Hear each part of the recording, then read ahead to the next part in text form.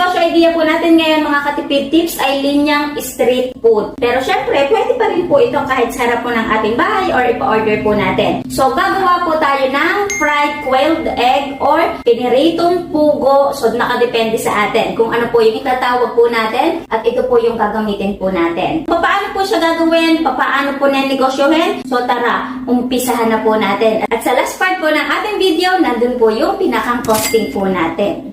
So, yung pan na gagamitin po natin ay na-order po natin to online at ang cute nito mga katipid tips. Kasi yung isang itlog ng pugo is kasyang-kasya po dito. So, yung pinakang apoy po natin dito ha is mahinang-mahina po lamang para hindi po tayo masunugan. And then, papahidan na po natin yan ng margarine at pwedeng oil din po yung gamitin po natin. Ilagay po natin sa spray bottle para hindi po messy. Para hindi rin po maaksaya sa pinakang oil po natin. Kaunti lamang naman po yung kailangan po natin. And then, pwede na po nating ilagay itong stick po natin. So, mas maganda sana kung mahaba-haba pa para sure na hindi tayo maiinitan, di ba? Ito yung available na stick dito sa bahay. So, ito na po yung ginamit natin para hindi na tayo bibili. Cute, di ba? Sadyang may lalagyan ng stick o saan ka pa.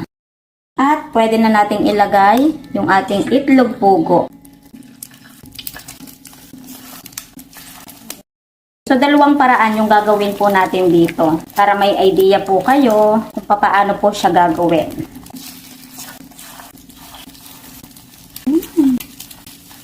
And then, meron po tayo ditong in-slice na hotdog. Ilalagay lamang po natin yan sa ibabaw. So, maliliit lamang po ito ha. Yan o, ganun lamang pong kaninipis. Bale, itong isang habang prank na hotdog na ito na regular size, nahati po natin ng 32 pieces. So, diba, ang dami na po ng mapapaglagyan po natin. And then, dito, pwede rin po tayong gumamit ng ham, bacon. So, nakadepende na po sa atin kung anong gusto nating toppings na ilagay sa ibabaw. So, kung cheese, pwede rin po.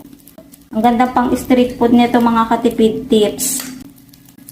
Para nagluluto lang din tayo ng takoyaki. Ano?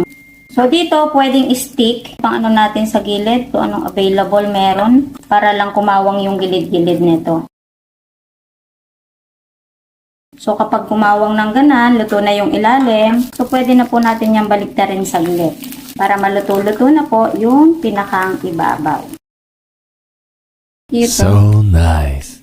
So, kapag merong umorder, isang stick nga po, tipid tips. O, diba? Ang cute. O, ilagay lang natin sa isang tray. And then, pwedeng mamili ng mayonnaise o kaya ketchup. Pwede rin naman po ang parehas. So, kung anong gusto nila, merong pagpipilian. Pwede rin tayo ditong gumamit ng homemade suka na video po natin noong nakakaraan. Masarap din po dito mga katipid tips, sweet and sour sauce. Kung paano siya gagawin, so meron na po tayong upload niyan. So, balikan nyo na lamang po yung video po natin. Pwedeng mayonnaise na may halo ng ketchup. Pwede rin naman na purong ketchup. Diba? Kasi hindi naman natin masasabi lahat kumakain ng mayonnaise. Parang yung anak ko, ewan ko ba, ba't ayaw kumain ng mayonnaise? Pero pag sa mga pizza-pizza, naglalagay ng mayonnaise. Ewan ko ba?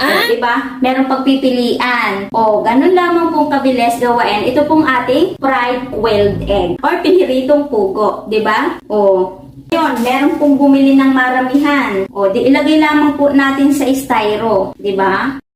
Ang cute! Ang cute.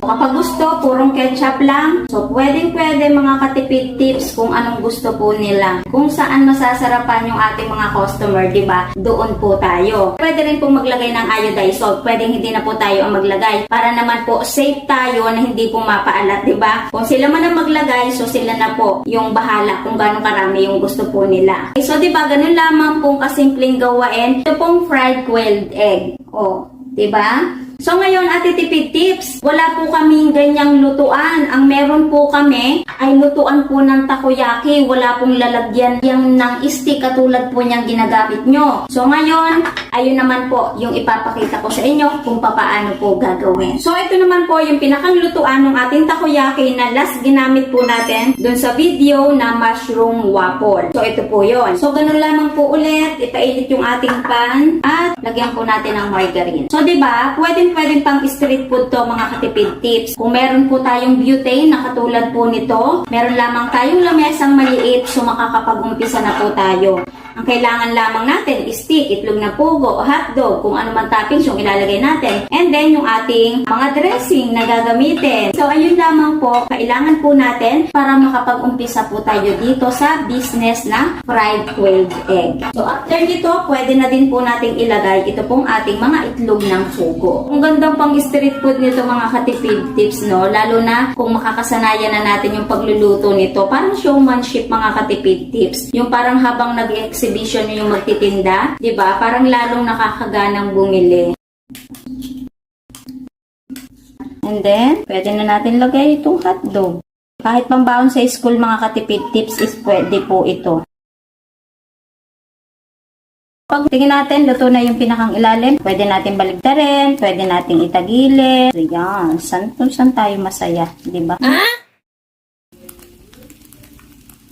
Kapag tingin natin, luto na, pwede na po nating hanunguin. So, meron pong stick na pangtusok dito ha. Kaya lang, yung order ko online is hindi pa po dumadating. Ayan. Kasi yung aking ginagamit is nasira. Aww. So, after po nito, pwede na po natin tusukin ng atin pong stick. So, kaibahan nga lang po nung isa is diretso na, di ba? Yung stick po natin. So, halimbawa, kung nagtitinda tayo nito, and then mabili na, so meron tagaluto, meron tagatusok, di ba? Wow! So, pwedeng purong mayonnaise lang.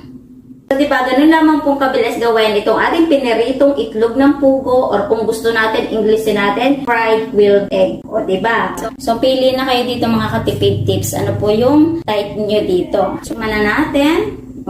Talagang yung hotdog natin, kapit na kapit talaga itong mga katipid tips. Hindi nalalaglag. So, dapat mailagay natin yung hotdog na hilaw pa po yung pinakang itlog natin para dikit na dikit. Sarap. Pwede na itong ulam mga katipid tips. Alam mo yung naglalasa na yung hotdog, lumalasa pa yung itlog, pang-agahan na to. Pwede iulam sa kanin. Pag mayroong mayonnaise. Sarap. May mayonnaise at ketchup. Yummy! Sarap. Alam nyo pa kung ano yung pwede. Pwede rin natin itong isaw-saw sa tinimpla natin suka. Ang bango. Kahit ano, pwede po dito sa ating fried quail egg. Masarap din sa suka ha. Pwedeng gawin natin dito, ilagay dito. And then lagyan natin ng suka. Oh, di ba? Pang street food na to mga katipid tips. Dami. At bagay na bagay din po dito yung niluto natin nakakaraan yung sweet and sour sauce. Harap. Pwede na rin po itong pang tapat sa kwek-kwek. Okay? So, ang sarap na ng combination ng itlog at saka hotdog para na siyang ulam. Nagdadagdag flavor din yung pinakang margarine natin para nag-aamoy sopas pa to gawa ng ating margarine. And then, yung kaunting asin po natin is nagpapasarap din po dito, nagpapalinamnam. And then, yung meron dressing is masarap din po yun. Overall, sarap po itong ating fried quailed egg. So, pwedeng-pwede po natin negosyohin. And then, yung materials po natin, simpleng-simple lamang. So, bagay na bagay po natin itong itinda na pang street food. Ngayon, sa magtatanong atitipid tips, magkano naman po ang magiging bentahan? So, estimate, pwede po natin itong ibenta ng 20 pesos ang isang stick at meron pong 4 na itlog ng pugo. So, dito po sa lugar namin, ang isang itlog ng pugo ay 2 pesos. So, meron lamang po puhunan na 8 pesos. And then, yung stick natin, at kung gagamit tayo nito, so sabihin lamang po natin na piso. Kung halimbawa naman, maramihan yung binili, inilagay po natin dito. So, yung piso, labis-labis pa. Kasi ito po, pwede po nating hatiin. So, mura lamang po yung magiging packaging po natin dito. And then, kung maglalagay po tayo ng dressing, yung 2 pesos, pasok na po yun dito. Okay? So, 2 us po yun sa isang piraso. And then, yung pinakang hotdog naman po natin, cents lamang po yung pinakang puhunan po doon. Kasi yung isang hotdog, pwede na po nating ma-slice sa 30 to 32 pieces. So, di ba, mura lamang po yung pinakang puhunan po natin sa hotdog. So, 8 to 7 pesos is pwede po tayong tumubo sa isang stick. So, maka-apat na box lamang po tayo ng itlog ng pugo. So, posible na po tayong tumubo ng 700 pesos. So, 400 pieces po yon. So, dito, basta sinamahan natin ng sipag, tiyaga at diskarte. Nako, sigurado kikita po kayo dito sa fried quail egg or piniritong pugo. Sana bago po ulit nagtapos yung video po natin, meron po ulit ako na idagdag na magandang negosyo idea po sa inyo na pwede po natin pagkuhanan ng extra income, lalo na po po ngayon na bare months na. So, kita-kits na lamang po ulit sa mga next video. Bye-bye!